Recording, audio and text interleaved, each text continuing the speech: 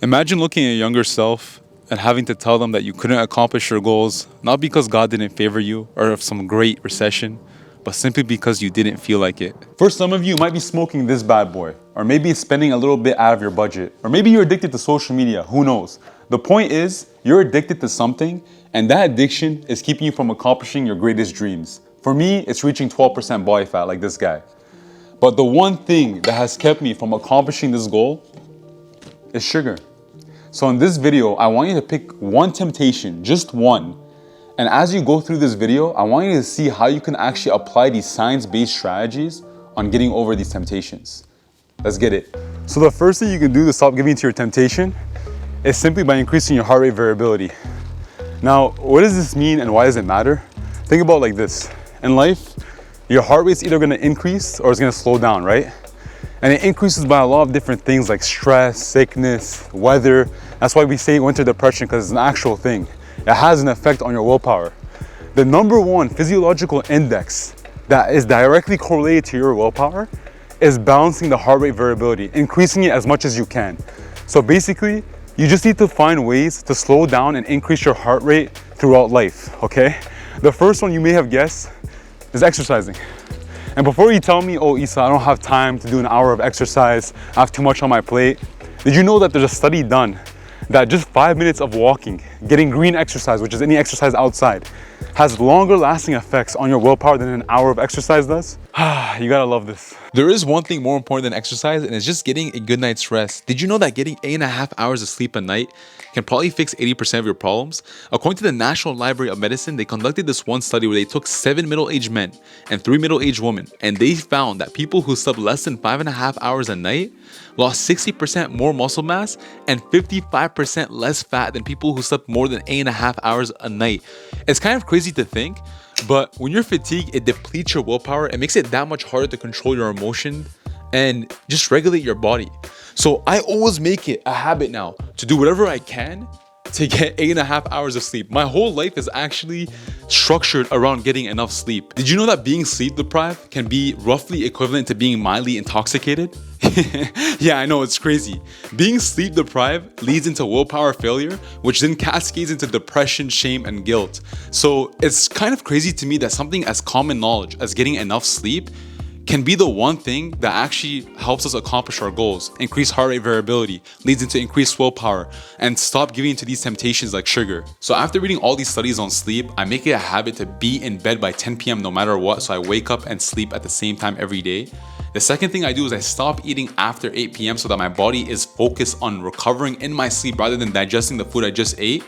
Another thing is I wear these blue light glasses because at nighttime, if you look at screens or any blue light, it actually keeps you awake. And then I try to keep my bed as cool as possible by probably opening my window or taking a warm shower, because that actually decreases your body temperature.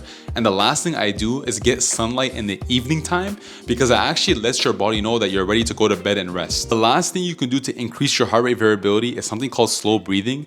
So on average, our heart beats 12 times per minute. We want to bring it down to 4 to 6 times per minute if you want immediate willpower. And you don't want to hold your breath because that actually increases stress. You want to actually slow down your breath, slow down your exhalation so you can bring it down to that 4 to 6 beats per minute. And the reason this works is because back in the day, our fight or flight system basically would shut down everything in our body to focus all its energy on one thing. So let's say you saw a bear in the forest, all your energy would be focused on getting out of that situation because it can mean death for you. Now, because we don't encounter these extreme situations anymore, our bodies and brains are focused on that next stimulating thing. That is what your fight or flight system is actually being used in the modern world. So let's say that new Chick-fil-A opens down the road, or that new iPhone's coming out tomorrow. Your brain will do anything it can in the next 10 minutes or so to convince you to do that one thing, because there is no other dangers right now. It wants you to get that pastry, that donut, like me, right? So to actually increase your willpower in the moment, all you have to do is slow down your breathing, force yourself to wait 10 minutes to make that decision. That's all it takes for an immediate effect. Okay, enough about heart rate variability. The second principle I have for today is to stop linking your morality to your willpower. Now, you might think someone like Marcus Aurelius would help you towards your goals, but you know what? Fuck Marcus Aurelius. This guy actually kept me from going to 12% body fat because I'm someone who always asks, what is life? What should I be doing now? When in reality, when you link your morality to your willpower goals, you will actually be more likely to fail, and I'll explain how. There are 3 traps that we fall into morality that actually gets us to quit our willpower goal and give into temptation. The first one being I'm making good progress type of trap. So this is basically for people who are taking the right steps towards their goals. They're seeing the evidence of them accomplishing their goals, and they use that as an excuse to indulge in their temptation that was keeping them from getting to their goal in the first place. How does that make any sense? I fell victim to this because every time I would do the right things, exercise, get a good night's sleep, whatever it was, I would reward myself with a sugary dessert at nighttime, which made absolutely no sense in the long run, right? So we need to actually reshape the way we think about our temptation and goals. And the reason that this doesn't work when we're saying, oh, I'm making too much progress, so let me take this right now, is because there is no good behaviors or bad behaviors when it comes to your goal. It's actually illogical for you to label these as good or bad. It's just goals at the end of the day. So you bringing Marcus Aurelius' philosophy, whatever it is, into your goals is actually keeping you from getting to your goal. Instead, look at the evidence of how much your goals have brought you to where you are now and use that as motivation and fuel to keep going. The second trap that we fall into for morality is the too much optimism trap. So when McDonald's actually added several health items to their menu, the sales of the Big Mac skyrocketed through the roof. And psychologists found that people who perceived that they were gonna make a healthy option actually ended up making the indulging option right now in the moment because they thought that they'd make the healthy, good, virtuous option in the future. I used to do this all the time. Whenever I had a dessert in front of me, I would tell myself, you know what, I'm gonna have this today because starting tomorrow, I'm gonna be on diet, which by the way never works, and I'm gonna be this healthy, virtuous guy. The reason this never works is because we have a disconnect between our present selves right now and the future self. The way that you can bridge that gap is instead of saying, okay, I'm gonna have this today and not tomorrow, you should actually do the opposite. You should tell yourself, if I'm gonna have this today, I'm gonna have this every single day for the rest of the month.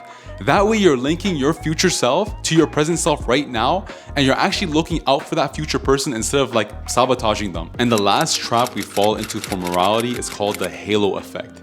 So this is when you pair virtuous choices with bad choices, so they end up canceling out the bad choices. So this is like me going to Chick-fil-A and I'm gonna order a salad and a diet soda to go with my chicken burger because that's gonna be perceived as a better choice. But in reality, I'm just increasing the amount of calories I'm eating in the moment. The biggest companies in the world actually use this tactic, and they use words like organic and fat-free to get you consumers to buy their products. So I want you to consider your temptation right now. Have you fallen into any of these 3 traps? If yes, I have 3 tips that you can actually do to avoid falling into these traps. The first thing you can do is to write an email to your future self. So there's this website called futureme.org that I use where I schedule an email to go out in the future, whether it's a week, a month, whatever it is. And I say in that email what I want my life to look like, what I'm doing right now that's gonna get me there. And after pressing that send button, because I know I'm gonna read it next week, I actually wanna make the right choices so I don't sabotage that future guy. The second thing you can do is actually set a timer on your phone for 10 minutes. Remember, like I said before, their fight or flight system, set a timer for 10 minutes on your phone and force yourself to wait 10 minutes before you make that temptation. So if you wanna eat sugar, for example, like me, and you have this craving, you wanna go to Dairy Queen, you wanna get that Blizzard, that Oreo Blizzard, force yourself to wait 10 minutes to do that. And if you still feel like you want that craving, then I don't know what else to tell you, man. You took an L. Third thing you can do is a visualization exercise where you close your eyes and you get yourself to think about accomplishing your willpower goal. Imagine yourself actually having saved that much money, or getting a 6-pack, or just stop smoking cigarettes. How would that change your life? What impact would that have on you? Now ask yourself, does this impact outweigh that instant impulse that you're about to give into right now? Open your eyes. If this is the case, that should be more than enough for you not to give in to temptation. And if it's not, then it's simply not that important to you to stop giving it up. This Issa guy has a lot of insight. I think I'm gonna give him a subscribe. The third principle I have for today is to automate your day as much as you can so you make as little choices as you can so you keep your willpower from being depleted. So our willpower works like a bicep muscle. The more you curl that, the more tired it's gonna be. And you can only curl it so many times before it fails on you. So the trick here is to actually not overdo the choices you have to make in a day and automate your life as much as you can. You know how they say that your willpower is highest in the morning and then it gets destroyed by the end of the day? Well, that's because throughout your day, you're making hundreds and thousands of choices. Just these micro decisions that are depleting your willpower bit by bit. So how do we reserve our battery as much as we can so we can actually keep the willpower at nighttime where we need it the most? Number 1, schedule your life with time blocks hour by hour so you know exactly what you're doing at each time frame in the day. I don't care if you're playing video games at night. I want you to schedule that for 2 hours a day, assuming that this is not your willpower challenge, and just follow it like a robot. You just follow your schedule, even if it's like you have to shit at the same time every day. I don't care, bro. Your body, your biological body is actually made to follow a routine. So that's the number one thing you can do to automate your day. The second thing you can do is to actually meal prep and follow a workout plan. So following a workout plan, what I do is I just go to the gym. I do this guy's program called the Anatoly Strength Program Training. I don't know if you guys know him. He's this janitor that disguises himself and, you know, has a sleeper build that ends up deadlifting like mad weight. He like bench presses 4 plates. Anyways, I really want this build. So what I did is I invested $50 of my money to have this app, this website that I have. So I go to the gym, I know exactly how many reps I'm doing, how many sets I'm doing, what exercises I'm doing to the 10th of the degree, so my brain doesn't have to say, oh, you know, should I do cable flies today or should I do lateral raise? No, I know exactly what I'm doing when I go into the gym, and I know exactly how many days I am going to the gym because I'm on this workout program. Same with meal prepping. If you meal prep for 3 hours on Sunday, do you know how much time and willpower that will save you throughout the week? If I was living alone, I remember when I was actually living alone in Kelowna, this is what I would do, and it would save me so much time and energy. The third thing you can do is to stick to one self-improvement project at a time. So studies have shown, the science shows that if you try to, like, let's say quit smoking and make a budget and get to 12% body fat, you will actually be way more likely to fail miserably at that. And the reason this is because us human beings, we can't really focus on too many things at once. So now in my life, I automate my entire life structure around one thing. Because my one thing right now is getting to 12% body fat, I make every single other thing in my life around that one thing. It's not about making more money for me right now. It's not about investing in courses or coaching programs. No, it's to get to 12% body fat. And I have to do anything that I possibly can to get to that one goal no matter what. The last principle I have for today is that your social influences actually dictate your small choices in life. So you remember how I said that your tiny little temptations keep you from accomplishing your goals? Well, your social influence has that much more of an effect on you. So there was this research done in a big study where these scientists actually examined 32 years of data over 12,000 residents in Massachusetts. What they found was that people who were friends with people that were obese were 171% more likely to be obese themselves. Before I started my cut, I sat my girl down and I told her the deal. I told her no cookies, no pizza, none of this BS. If you want to eat that junk food, do it on your own time because you have to support me for the next 3 months to get to this goal. And you know what she does? Well, I'll just show you. What's the first thing I told you when I started this cut? You don't know. You don't know what I told you. Are you serious? Yeah. I told you I want your full support for the next 3 months while I do this cut. So no ask me, let's have some pumpkin spice latte, let's have some ice cream, Dairy Queen pizza. What did you do the last 3 times we hung out?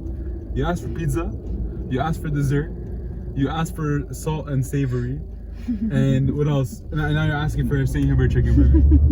This is gonna sound crazy, but the opposite is also true. If you're around someone who takes their health super seriously, chances are you're gonna be more likely to take care of your health as well. So what I'm trying to tell you is break up with your girl. No, I'm just kidding. What I'm trying to say is maybe pick a person in your life that will complement your lifestyle rather than hold you back. I even know my cousin, this guy has such a bad spending habit. No matter what amount of money this guy makes, it just goes out of his bank account. And I genuinely believe he would save more than 60% of his income if he just wasn't in a relationship. Sorry, bro, you know who you are. You know how it is. I'm not trying to pick on you. Anyways, that's the end of this video. If you really resonate with me and my message, then I would highly recommend you join my private group coaching community where I hold 1-hour calls every weekend. Basically, we just hold these calls with like-minded men that talk about topics like masculinity, self-improvement, finance, temptation, whatever it is. And I'm just so proud of these guys because they come out of these calls feeling inspired just like me to get after life and, you know, go after your journey. So if this is something that would be of interest of you, for only $20 a month, I hold 1-hour calls every weekend. To give you perspective, I used to charge $75 an hour for my time. So even if you don't want to do this, your support on my channel is more than enough for me. I appreciate you watching this video. Until next time, guys.